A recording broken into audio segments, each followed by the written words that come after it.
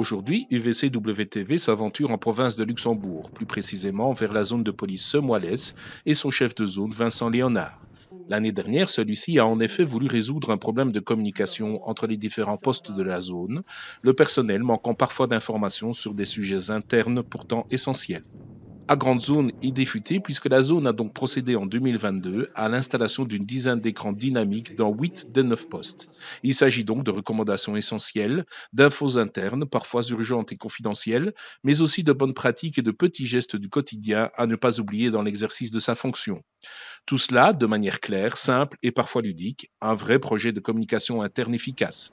Vincent Léonard, chef de zone, nous en dit plus avant un autre reportage bientôt diffusé concernant une deuxième bonne pratique. Un problème essentiel dans toute organisation, c'est la communication. Et pour que la communication fonctionne vraiment bien, il faut plusieurs vecteurs de communication.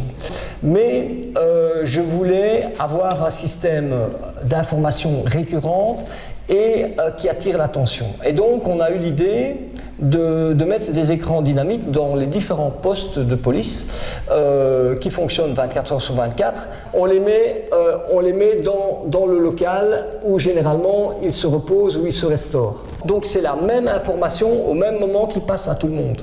C'est à l'abri des regards du citoyen parce qu'il y a des choses confidentielles qui vont dessus, ils n'ont pas à savoir. Où on rappelle différentes directives, où on donne des informations même à caractère social, à caractère professionnel.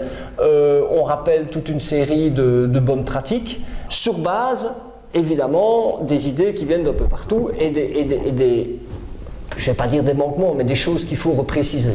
Le grand principe de la communication, vous avez l'émetteur, le récepteur et la transmission. Bon, la transmission, on sait travailler dessus. Sur la qualité de l'émetteur et la qualité du récepteur, il faut encore qu'on travaille dessus.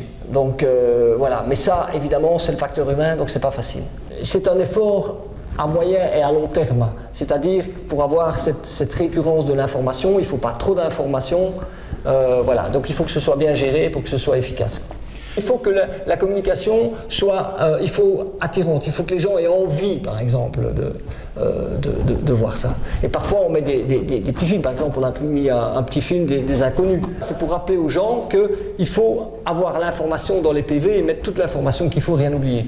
Donc ça doit se faire aussi un peu de manière humoristique. J'ai trouvé que c'était un bon moyen, je sais que ça se faisait dans certaines entreprises privées, et donc on n'a fait qu'adapter le système. En fait, on a fait du benchmarking, purement et simplement.